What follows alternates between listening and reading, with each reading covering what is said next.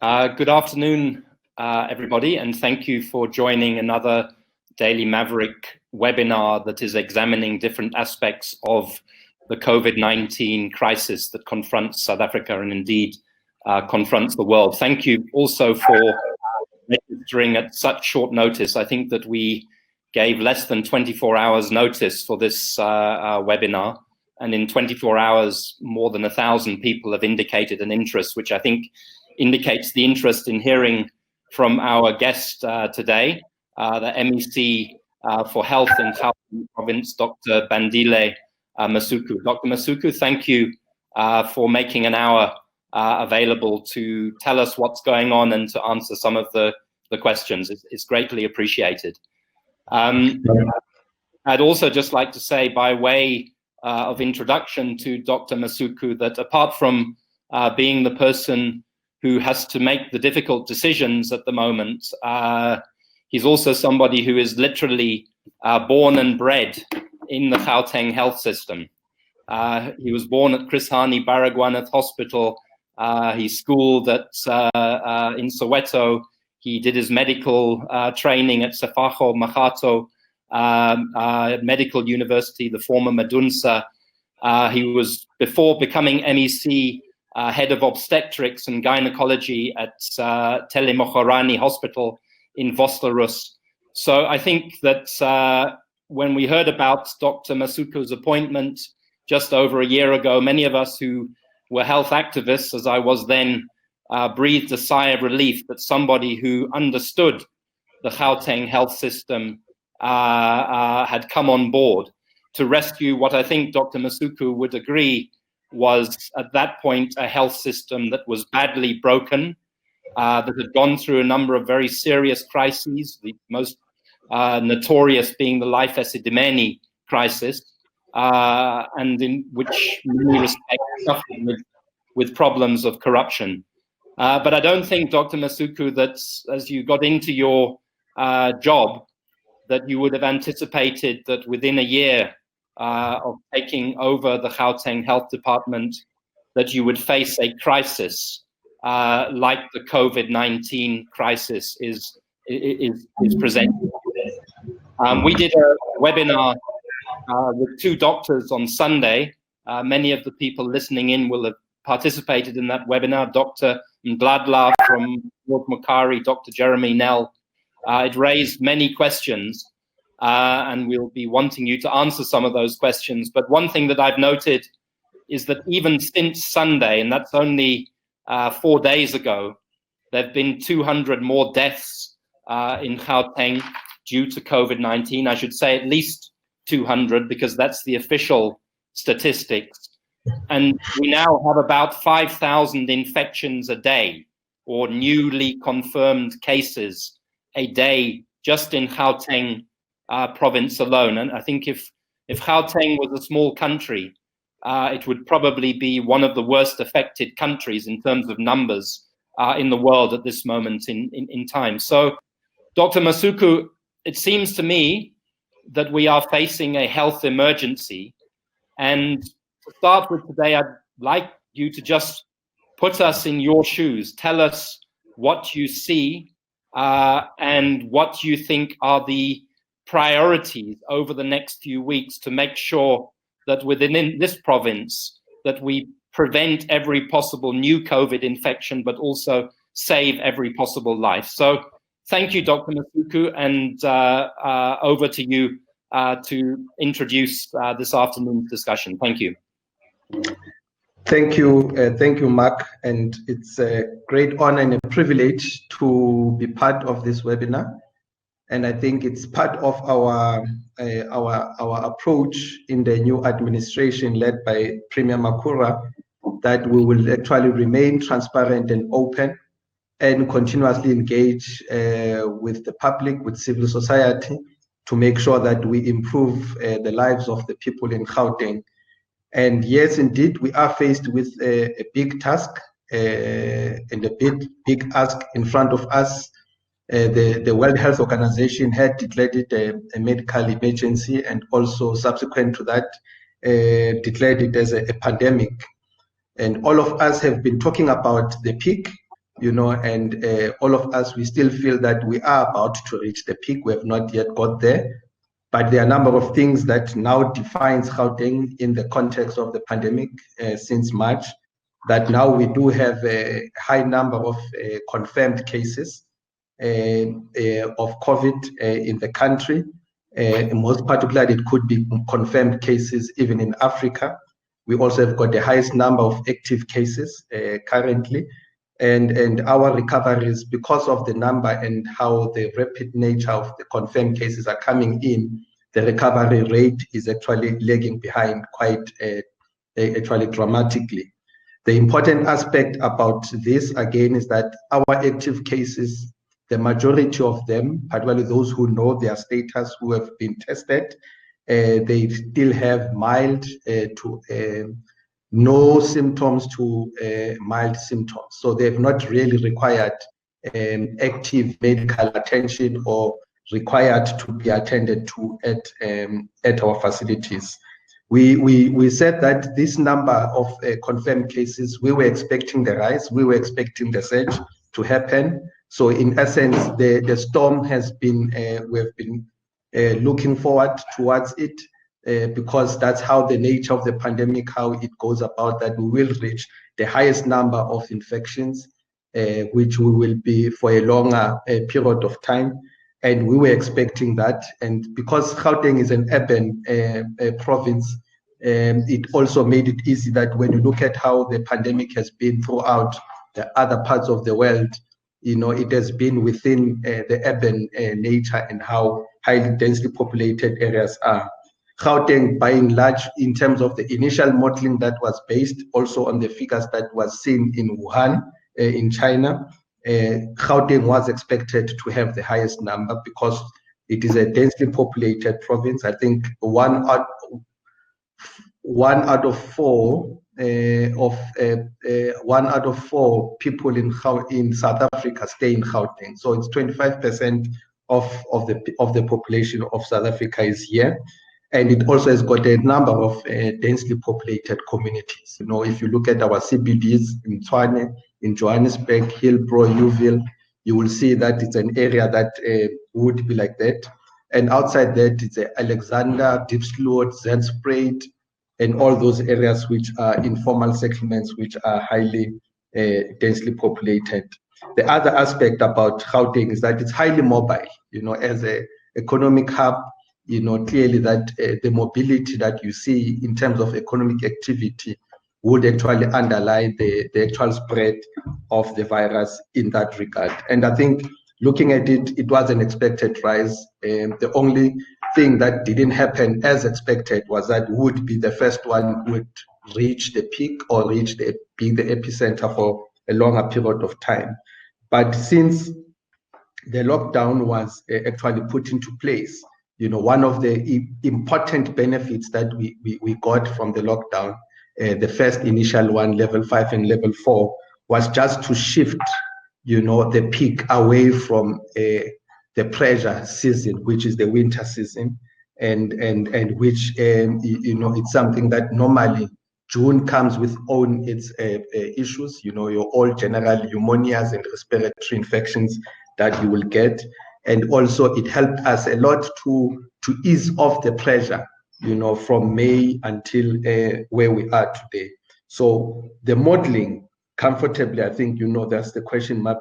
Maybe you'd want to know that the modeling did tell us that we will get through June without much of a problem, but we will be seeing the pressure, we will be seeing the signs of the stress in the system. And towards the end of July, we will start to see the gaps in terms of the beds and the facilities and other resources. And the peak is actually being predicted to be around August, mid-August, and towards September. But one thing that is important about our state of readiness, we chose to take the COVID pandemic and our response to create some fundamental changes to the infrastructure in our system, because post the pandemic, we still want to get to a point where we have hospitals, we have hospital beds, and we have human resource that will be there. So yes, indeed, The first part of it was to refurbish and repurpose some of the wards that we have. We decanted almost 2 facilities, one completely, which is Tshwane District, the other one in partially because we left the maternity service at Bethakowa and some surgical aspects. So just on that own, we have been able to open up and get almost around 600 beds, which are ordinarily wouldn't have been there. There were, you know, that from apartheid, there were some hospitals that were converted to clinics, you know, and they were having some infrastructure that on the assessment, we could see that we can actually utilize them. You discover us around the south west of, you know, Johannesburg in Florida.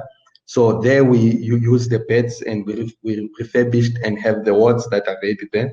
And the other aspect of it is to also, what we did was to put up a process of putting up almost 1,400 beds using alternative building technology, which almost is like playing a Lego. As long as you've got a very firm foundation, you will be able to put pellets and then purpose it quite nicely. So in 4 areas, in Kopano, Chris Hani Baragwanath, George Mukari, and Jubilee, you know, and we chose this because they were part of our broader plan for the next 5 years to build up new facilities and new beds in that area. And the other part, which was going to fill in the gap, essentially was one of the field hospitals and the fever tents, you know, and that's where at the current moment we're really in need of those field hospitals and doing that. And we started off quite fast with Nasrec as an isolation and quarantine facility, not essentially as a field hospital at the time, but we knew that at the particular point we'll have to upgrade it to that form where it could start to take patients and decongest the south of Gauteng. Indeed, we have been doing quite that, and we are quite comfortable for now. Not that we are not anxious, but we are comfortable for now that we might be able to wade off you know, the storm as it goes. So basically, Mark, is that what we are saying is that infrastructure, we're looking at 2 aspects, maybe to close my opening remarks, that we want to have infrastructure that we put up that will be able to utilize beyond the pandemic. If you look at Kopanong is one of those facilities that we might not be able to refurbish it actually completely because of how it was built and how the engineering problems it has. So replacing Kopanong as a hospital will be a good thing. So the 300 beds that we're going to put up there will basically be a new hospital beyond the pandemic. And the Bara complex, I call it the Bara complex because it's just many hospitals in almost close proximity. We needed to put up a new facility for Lilian Ngoyi. So the 500 beds will also be a district hospital for Bara and for Chris Hani, for Soweto to be able to decant and make Bara completely a tertiary actually hospital and quaternary hospital as it is a central hospital.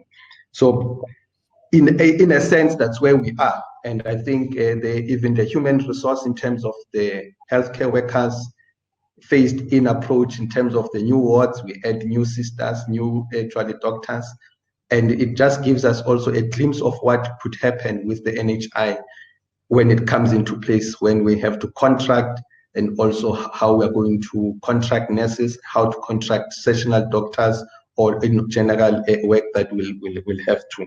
So basically, I think that's where we are, and I would be glad to now engage on the conversation. Thank you. Thank you very much, Dr. Masuku, for that introduction.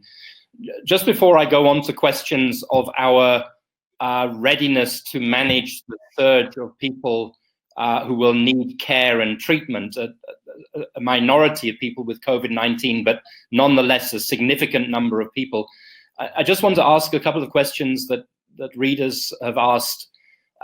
Where are the hotspots? I don't like the word very much at the moment, but where are the hotspots in Gauteng? I've seen, for example, mention of very high rates of infection in Soweto. Are there particular areas where the epidemic appears to be spreading very rapidly? Where are they, and why is it in those particular areas? You know, the one thing, Mark, that we have seen, you know, some of them are actually expected. You know, if you look at it from the point of view of general movement. But the second part of the hotspot is that it's not one area only that will stay on for a longer period to be, you know, a hotspot. They will generally evolve and change around.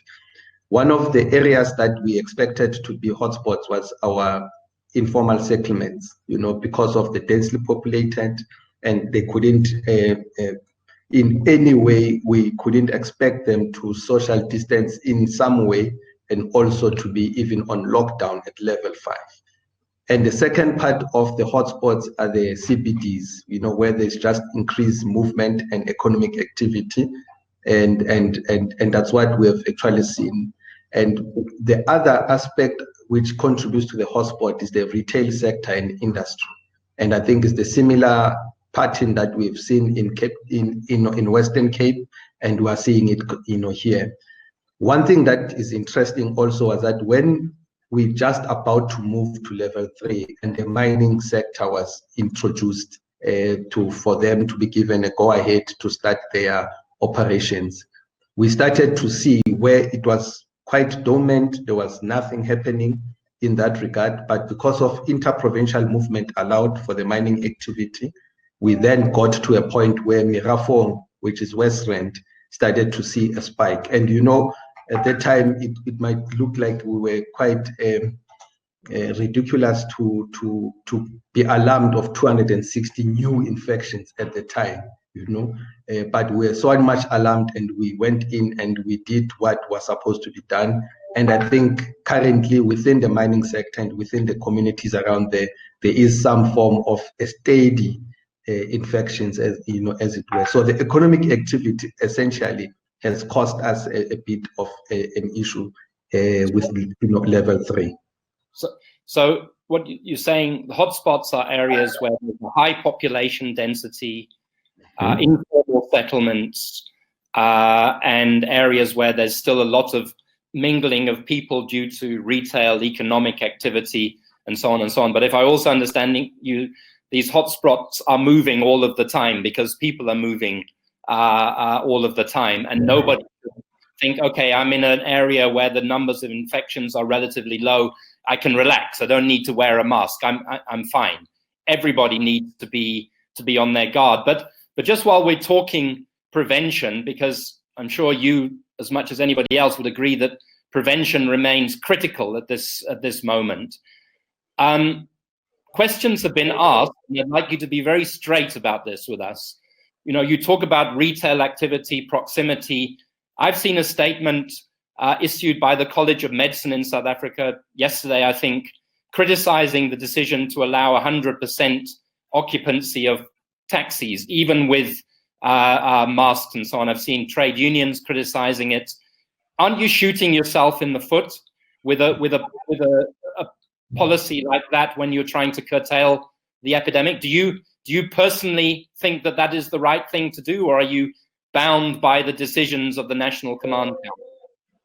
Yeah, I think there's a lot of work done and in that regard, and particularly in Cape Town, about I think most of the research that was done was based on the MDR TB and how it gets transmitted within a taxi, and the evidence and the research, that the paper that has been put out did indicate that with some level of ventilation and some level of social distancing with wearing a mask does actually decrease the chances. But they also go further in the research to say that the most affected people in that space usually becomes the taxi conductors and the taxi drivers, because those are the ones that stay long. So the issue here is how we put up a lot of regulations and mechanisms to mitigate that, in terms of sanitizing the taxis, making sure that the surfaces are actually cleaned up quite nicely, and there's a proper ventilation in the taxi, and which windows must be kept open, how far they should be kept open. And then there's another work that also was presented with in the New York substation, also with the subway in New York, also indicated that with densely populated areas like that, with people highly moving around quickly, there's also a decreased chances of it. So it is a very balance that we need to make, because we cannot be absolutist in most regards. So we need to be creating some balance in making sure that we get some form of social cohesion towards, winning the battle. Because if we become so much absolute, we might not be able to get the country together and also behind, the economic activity. So personally, I feel that the balance should be there.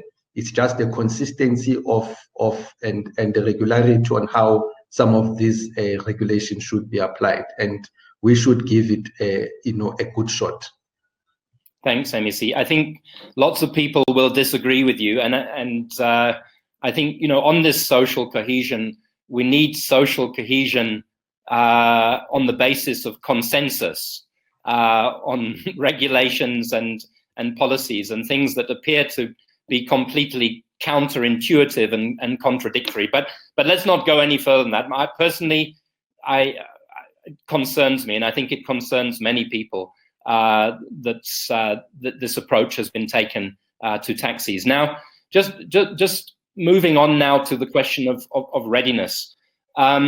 You said in your introductory comments that we've used the period of the lockdown to prepare, and clearly we have.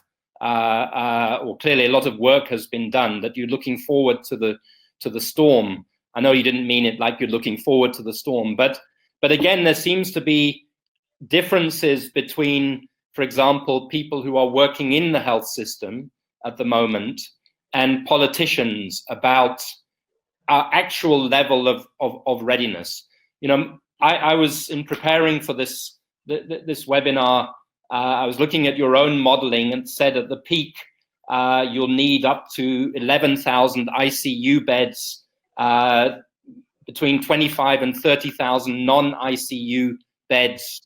But at the moment in Gauteng, we have a total of 8,730 beds. So clearly, beds are going to be insufficient. And I'm just wondering what your strategies are for dealing that. And the first thing I'd like you to answer before we talk about field hospitals and so on is, are we talking about a whole system response? Are you, like the Western Cape now, working with the private sector to say that it doesn't matter where a bed is located, a bed is a bed, and to the best of our ability, if a person needs a hospital bed, they will get that bed? Yes, indeed. We have been, I think the figure that you spoke about of 8,330 is a figure that combines both the public and the private sector. And it's also an issue that we have now evolved beyond it now to even have a bed management team, which is daily monitoring where the spaces are, where the empty beds would be, and how to direct the traffic and the flow of patients. And it's a very dedicated system that we need to put into place, because it actually lessens the panic, it lessens, and it comes down the people where, when the EMS people know that when they pick up a patient who's a COVID suspect, we need to go to this particular area. And for us, the bed management team will help us in making sure that we don't get to a point where a patient, and which we have seen, I must actually accept, we have seen where the EMS will drive around looking for a bed. And that's one thing that we don't want to see happening. So the bed management team, they've got dashboards, 24 hours, highly data driven, and we are learning. One thing that we have advantage of as Gauteng is that we've been learning a lot of models and making them much better from the Western Cape. We have had a number of engagements with the team, the officials in Western Cape, in preparation of field hospitals, in preparations just for the discussions about the private public partnerships.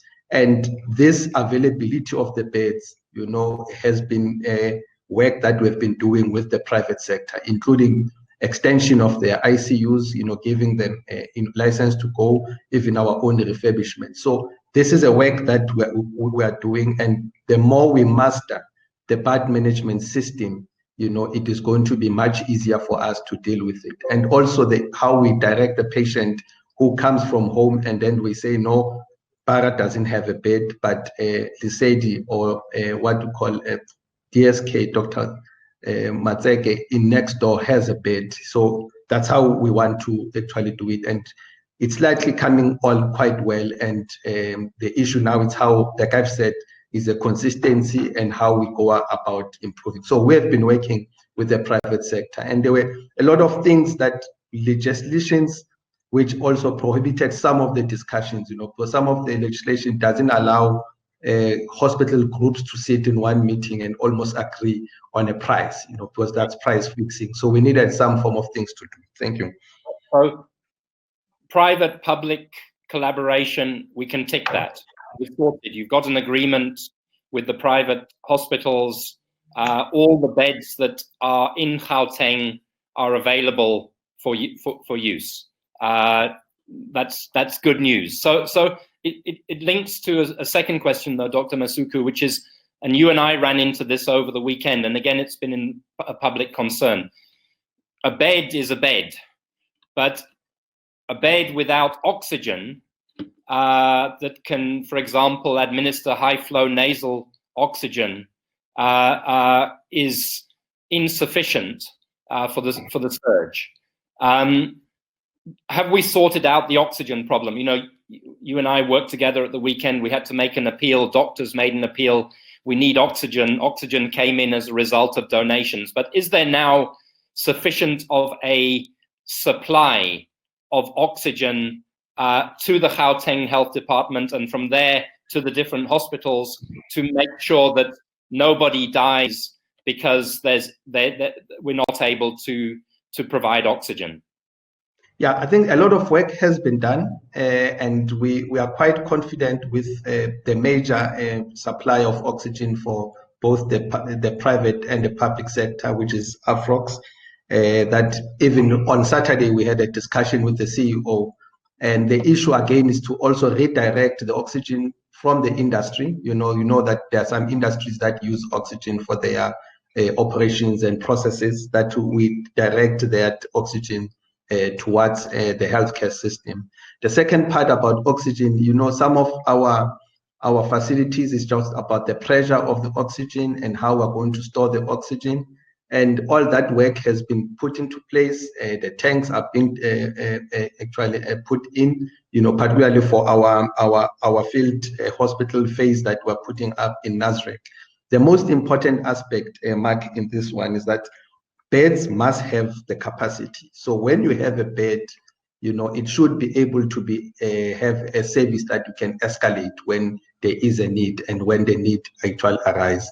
So even when you are talking only about a bed in isolation, but when we require it to give oxygen, we should be able to do that. So the more the oxygen concentrators come in as a temporary solution before we able to what we call pipe in proper oxygen to all the beds, the oxygen concentration have come in handy, and we're still getting more. But Afrox has come onto the thing onto the fold. We are also expecting some ventilators that will come. So even the beds at the field hospitals, the major objective now is that most of the critically ill patients must be managed and be seen in hospitals, and then those who are much better and who just require maybe a continuation of care, then those are the ones that can be stepped down to a facility like a field hospital. But it doesn't mean that when we say that when there's a need arises, we cannot escalate actually to that regard in terms of creating some form of it. And we've done some, I think, in Steve Biko, some of our fever tents in Steve Biko, whilst the patient is waiting for a proper bed inside the hospital, in ICU or anywhere else, or in Tshwane, they can be able to be ventilated from a fever tent. And yes, it's not a very desirable thing, but at least we would know that the patient might not lose time, in that space. So it's work that we are doing. Like I've said to you, I don't want to plan forever. You think the arrow is pointing in the right direction? Yes, we just also need to put the shoulder on the wheel to push the wheel towards the right direction. And I think that's what we are actually doing with everyone who's involved. And I think we really appreciate the actual agency now that we see. I think the only thing that keeps us motivated and wanting to do more and much better is actually the actual motivation and the resilience that we see in our healthcare workers. Yeah. Look, I think you have one of the most difficult jobs in the world at the moment, and trying to do what you're trying to do on top of a health system that was broken and corrupted is not easy. We want to know that you're doing your best, or people want to know that you're doing your best. So this issue of oxygen, I believe, will keep coming back. I mean, I'm getting messages, and I'm seeing messages on the chat from people who are saying there's still a problem with oxygen. I think communication is going to be critical to put the public mind at ease that everything that can be done is done. So that's oxygen. We know oxygen is critical now in treatment. But I read another thing, or somebody mentioned to me this morning, if you can't move people to beds or between beds, I heard from somebody at the Nasrec Field Hospital, where you're trying to down refer people to free up beds in Helen Joseph that are where there are more acute cases, that they've been waiting for 2 days to get an ambulance to move people between hospitals. Are we paying attention to things like patient transport? Do we have enough ambulances, frankly? That a lot of people are going to get sick. Are there ambulances to carry them to the hospital beds? According to the actual calculation about the ambulances, we do have enough. And the other aspect that we have done is, because we have moved towards provincialization, so there are some vehicles that are available which were bought by municipalities. And for some strange political decisions that were made, some municipalities decided to keep them. But we have a framework that we have reached to make sure that there's no available medical service car or vehicle that is there but is not utilized in that regard. As for Nasrec, there is an EMS base in Nasrec, and it's quite surprising that you are raising it. I will actually follow it up, because there is, and that is for that reason that we have the base there, a temporary base of EMS, where we can be able to transport patients quicker, around these facilities. And it's something that it's there. So I'm quite confident where I am, and also with the assistance that is coming through from the army, it will also help to transport a lot of patients all around the system. So, like I've said, we have to master this system of managing the beds and how we manage it and how quickly we do it. And if we have something that we pick up as a flaw, we need to quickly come in and actually sort it out. Thanks. So you have a kind of an alarm system that if a doctor or a nurse or a patient says there's a problem here, they can get that information relayed quickly to people who can address the problem. So thank you. So beds need oxygen. They need ambulances. They also need human beings. Yeah, they need nurses. They need doctors, because it's one of the important aspects to it. And like I've said to you, there's a good opportunity that we are seeing on how we will be able in future, how to contract people, how we're going to reduce burnout, how to reduce actual fatigue in the system. So with the volunteers that have come up and with the database that we have created, we've got over 9,000 people in different categories of professions, who applied into our e-recruiting system, which we're using as a database.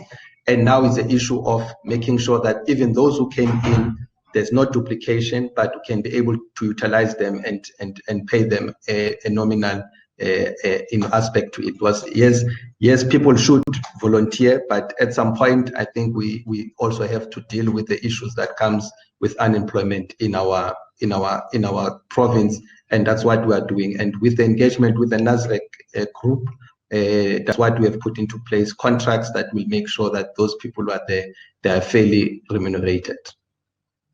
Thank you. So just staying on the human resources thing, because we've been talking about COVID-19 up to now, you and I, as if there's this one surge. It's going to peak, you said, in August, September, and then hopefully we'll see some release of pressure on the health system. But we also now know that there's going to be several waves, that we're not dealing with a short-term emergency, but with a longer-term health crisis. And one of the questions that I was asked to ask, and I'll read it out, is one of the critical shortages in the state system is personnel, especially ICU-trained nurses, intensivists, physiotherapists, dietitians, and occupational therapists. What's the province and national government planning to increase this capacity, considering the possibility of a second wave and future pandemic? So are you linking short-term emergency meeting of needs with a longer-term plan to fill these critical and sometimes highly skilled posts? Yeah, there are several ways to do it, Mark, and these are the ways that we need to embrace, going forward, which I think one of them is what we call task shifting, and also creating some form of a short-term specialties. And with the whole plan, unfortunately, we won't be able to do a microwave type of popcorn in producing some of the people, but we can be able to, when the people are already employed, we are at that level, be able to create a system where they can get proper guidance, get proper training whilst they are there. And it's a system that we haven't really developed quite that much, but we have a cluster system now to improve clinical outcomes. We are one of the provinces that's quite lucky to have at least three medical schools here, or I mentioned 4 because the other plan which we have is to open UJ to have a medical school. But the 3 medical schools have got clusters which they run just to deal with management of patients and clinical outcomes. So this helps us a lot. And with the technology that we have, we have now, is that a person who works at Kopanong, for an example, who can be able to do a ward round in Kopanong, being a medical officer, can be in touch with a professor at Krisani Pandakwanath, and they'll be able to discuss patients.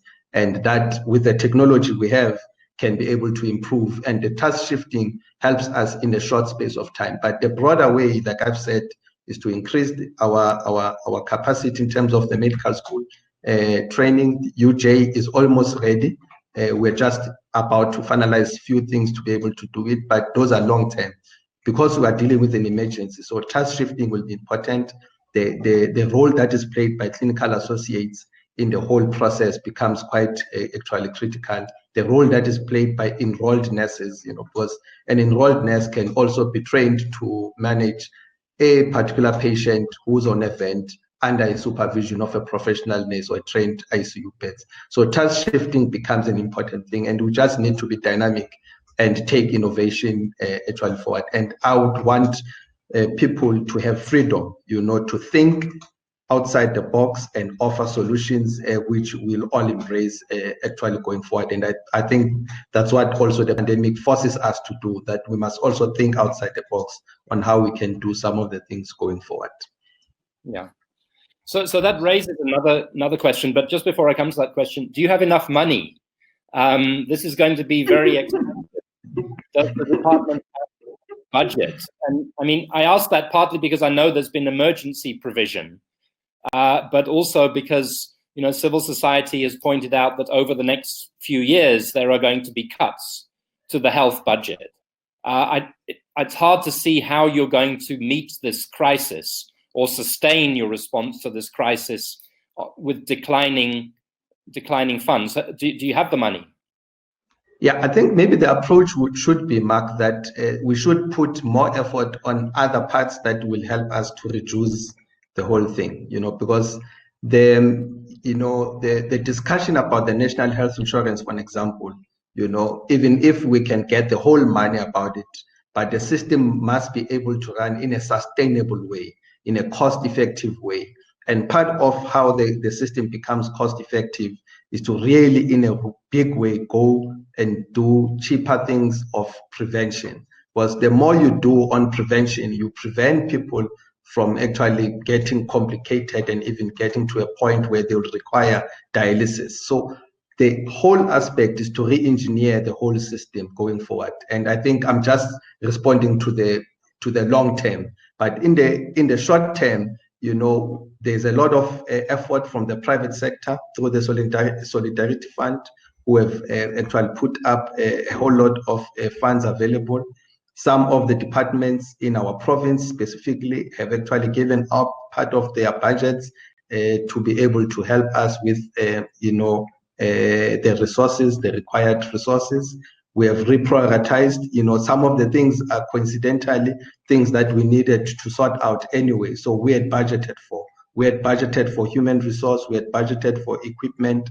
So now, because of the agency of the pandemic, some of them should be done now. So there is a general sense, but the issue is that it might not be enough in the long term. So the more we do the prevention, just stopping people from complicating, making sure that those who are the 85% or the 90% of those who are infected don't get to be requiring a bed. That is a good aspect of it. And it also calls for integration, on how we utilize some of the aspects like traditional health practitioners coming to the space. But this issue of prevention, doesn't it almost take us back to this question of taxis and so on? I mean, one of the problems that we have is that people have different abilities to observe public health messages about social distancing, about hand washing, and so on. As you've said, if to get to work every morning, you have to take 3 taxis that are at 100% occupancy, it's more difficult to protect yourself than if you are somebody who can get into a car. But anyway, that's just yeah. But we need to agree that there should be we should create a balance, and I think we should be able to work from a point of view that we are not absolute on many things, and when we see that there are also some problems that we are going to encounter, we should be able to be agile enough. But the whole point is to say, we need to create space for all of us to open up the economy, because we cannot completely collapse the economy, and the industry itself. We agree, and there isn't time to take this much further at this point, this particular aspect. But I want to come now to just questions of governance. I mean, responding to COVID-19 in Gauteng can't just be a government responsibility alone. I've read things about the Gauteng Provincial Command Council. Does that Command Council include civil society? Does it include the private healthcare sector? To what extent is there shared planning that is used to launch shared ownership of the interventions that you were talking about?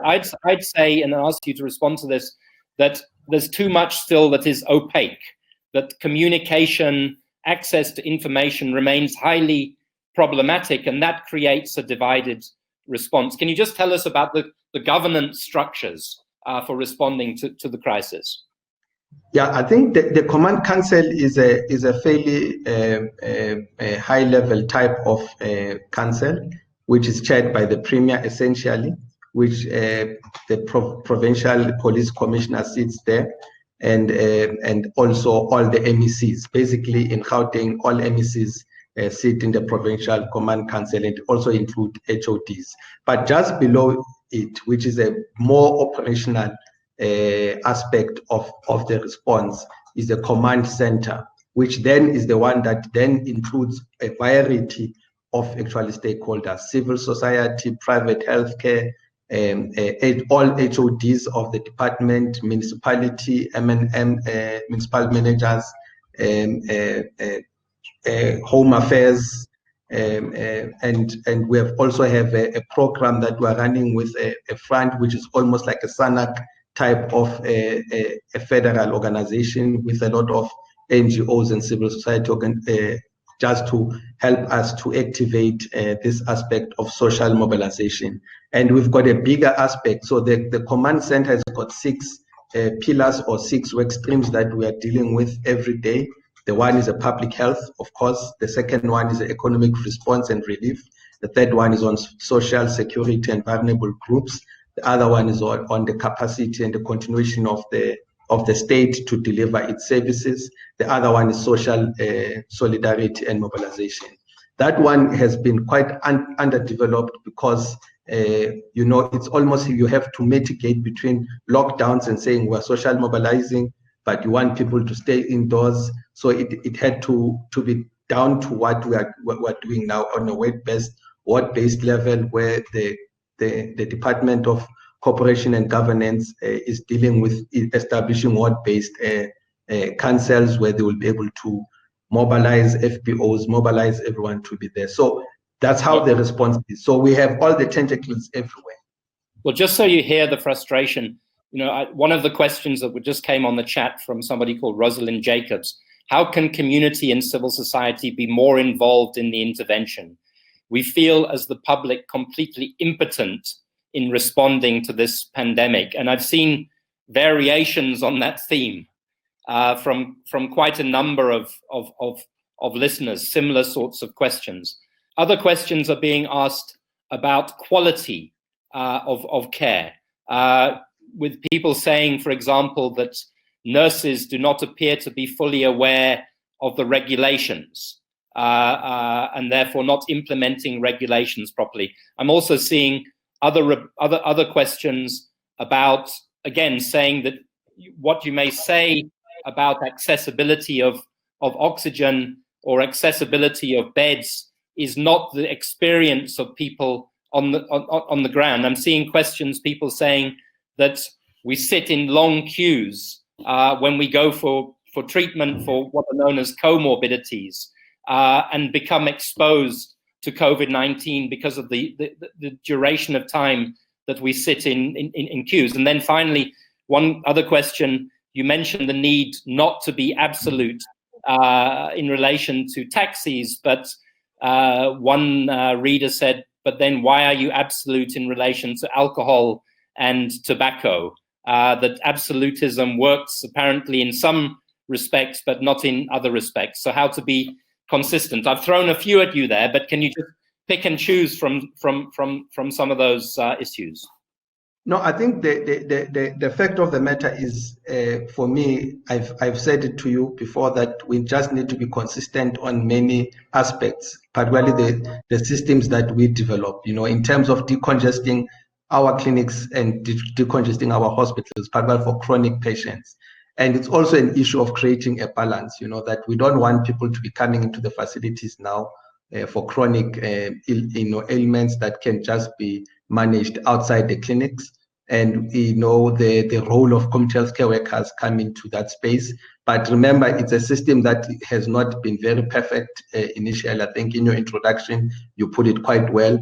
But these are things that we're working on, every time. And the second part is that, yes, our healthcare workers, also there are limitations of the infrastructure. We went to George Mukari the other day with the minister, the infrastructure and how things are actually arranged. It becomes difficult for many aspects of things to be done in terms of social distancing and a whole lot of things. And it's a matter of how we then mitigate for that factor in that actual space. The second part is that, yes, we are having healthcare workers who are quite anxious, who are quite fearful, who continuously we should be, and we are training them to just be aware of their circumstances, aware where they are, how to prevent the spread, and how they also prevent them getting infected. And the queue system is a big problem. Generally, it's something that going forward we need to continuously see how we develop new ways of how to decongest our facilities. And I think the experience indeed might not be the same of what I'm talking about, but the more we master some of the things in terms of bed management, of people not having to wait for long for beds, it's something that we need to be. So it's the element of bringing consistency. So we know what we want to do. We know what we have started to do. Now it's able to do it consistently and to able to improve on it as we go forward. And then just one other question, and you explained about the Provincial Command Council, and one viewer asks, are there medical clinical experts on your command council? Do you at a provincial level, for example, consult with clinicians, integrate them into all planning, into all decision making? I know that happened in the Western Cape and was crucial to the way care and treatment has been provided in the Western Cape. How do you relate to your senior health professionals and experts, and not just the seniors, because the people who are on the front line, who work the clinics, the community healthcare workers, also have important interventions and observations to make. Are you listening? Are you following the science? Are you listening to the people with the hands-on experience?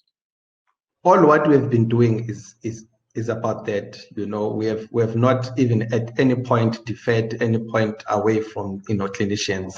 We all the things in terms of modeling, the requirements that we need in terms of equipment, how patients are actually treated, because a politician must not take a decision on whether the patient deserves oxygen or not, or this patient deserves a bed or not.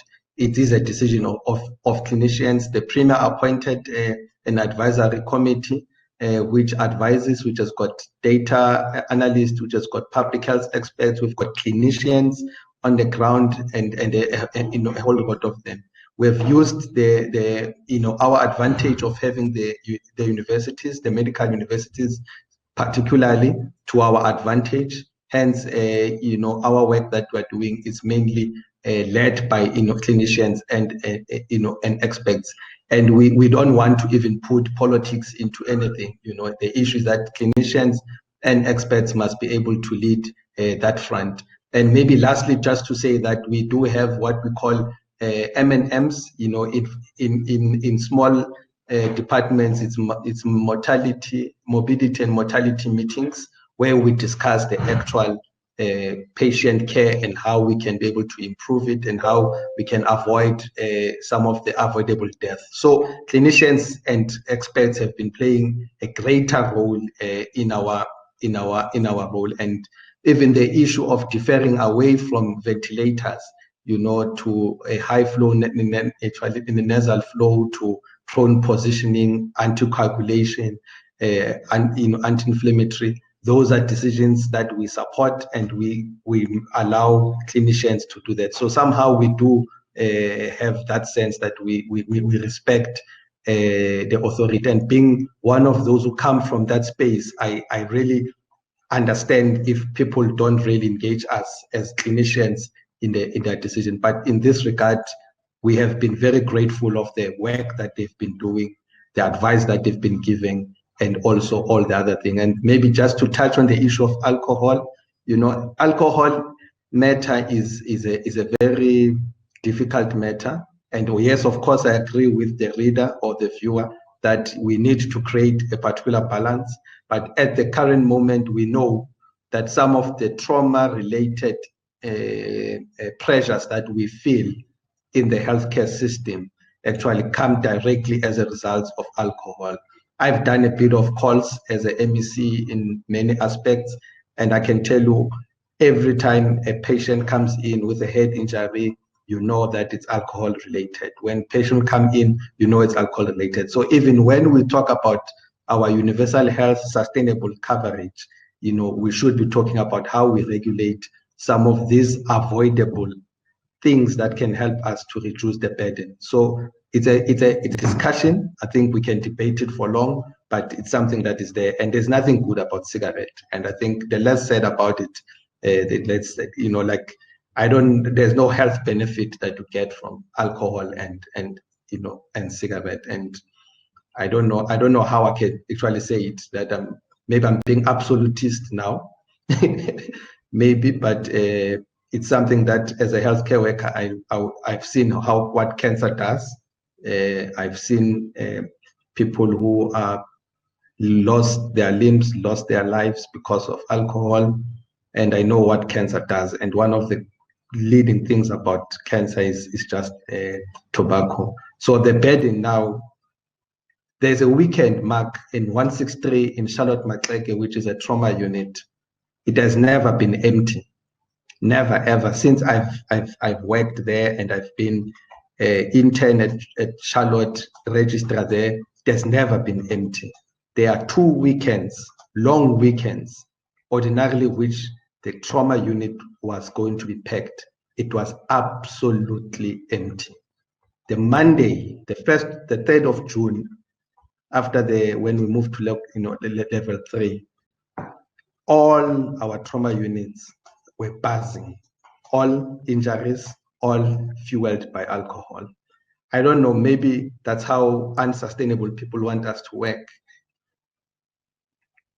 Yeah, you're in charge of the health system, MEC, and you observe these things firsthand. And I can confirm everything you've said on alcohol, having seen the graphs about the dip in unnatural deaths when the alcohol prohibition started, and then the rise again of deaths and trauma once it was lifted. So I think that although it causes some inconvenience and discomfort to a lot of people who can't get alcohol, we understand the reasoning there. MEC, our time is almost up, and I promised to have you out of here by 1 o'clock. I want you to just make some concluding comments, because a number of viewers, listeners, have raised questions again about this question of collaborating with civil society. It seems to me that you have a resource in civil society of people willing to be volunteers, people willing to mobilize in communities around prevention, around COVID-19 literacy, that you're not making best use of. Why aren't you working closely enough with civil society, and when are you going to fix that problem? Yeah, I think the first thing is that we appreciate and we recognize the role of civil society. With no doubt, we recognize them, and the whole matter is all about how we get organized and how we are going to formally work with civil society. Like, we have a front that is called COVID-19 front, which is almost based on SANAC level in terms of its organization. And we are working with them in terms of prevention. But like I've said, we had some problems of starting up because of the lockdown and how we want to move forward. So we have not at that point be able to say, how do we move? But with the command councils have been the district modes and the ward-based approach, then comes in a good opportunity. So we cannot say no to assistance. We cannot say no to help, and we want that help, and civil society can be able to properly engage us, and we will open up more space, because the other problem with civil society is just the unity and uniformity amongst themselves, and we just need to broaden our scope and work with everyone who is able to bring about a program that will assist us. And I think it's an important aspect. The second part of my last comment will be just, we need to continuously, as the public, as society, appreciate the work and the commitment of our healthcare workers. Spare a thought, just continue making sure that you play your role in lessening the burden in the healthcare system, staying at home, reducing movement. We spoke about movement, applying regulations in terms of social distancing. That's the only thing that we can do to help our healthcare workers and help the healthcare system to be able to go through this period. And I'm certain that our healthcare system, broken as it is, it's very resilient, and it can be able to carry us through with all the remember, we serve the whole of SADC, we serve the whole of South Africa. There are hospitals in Gauteng that receive patients from all other provinces, and that's what we need to do, and we can do that, and I think we require that support, and civil society, our healthcare workers, are quite important in that regard. Thank you. Breaking my promise, MEC. No problem. I can allow you. I'm not absolute. What you just said, can you say yes or no that people from other countries, foreign nationals, will not, should not be turned away from our public hospitals and clinics in this time of crisis, and that they will get full access to the necessary treatment. Is that your policy? Absolutely. Emergency care, you cannot deny emergency care to anyone, and I think that's a fundamental right that we cannot actually violate. And I think in this space we need to actually to do it. And if it has happened, it means something wrong went, but it's not supposed to be like that. Thank you. So we will report cases like that to you should needs be. So MEC, thank you very much. In closing, I just want to echo your comments again about support to healthcare workers. We're going into a very difficult time over the next few weeks, and we want to send our support and love and respect and strength to those people in our clinics, in our hospitals, in our field hospitals. And we want to say that if there's anything that we can do, we are here as the people of Gauteng to provide support. And our part of the contract will be that we will do everything possible to observe the recommendations on social distancing, to make sure that we don't expose ourselves or expose other people to COVID-19 infection. That is our contract with you. I'd like to just say thank you to the Konrad Adenauer Stiftung Foundation who have sponsored this. And I'd like to apologize to the many listeners, viewers. There's many questions. It's very difficult in an hour to get through so many questions. And I will say this, MEC, based upon what I see on the questions, that there is a very deep requirement or need for information still. There's anxiety. People don't understand testing. They don't understand care. They're worried about certain regulations. Communication from the Gauteng government, from your office, can improve greatly. And by doing so, I think we will have much more unity as we tackle the next few weeks. But thank you, MEC, staff, and all the healthcare workers of Gauteng for being available today. And good luck. And if you need to call on us in the weeks ahead, there are hundreds and thousands of volunteers out here just waiting for that call and be told what to do and where to do it. So know that we're there for that as well. Thank you very much. And thank you to everybody who's been with us today. Thank you. Thank you.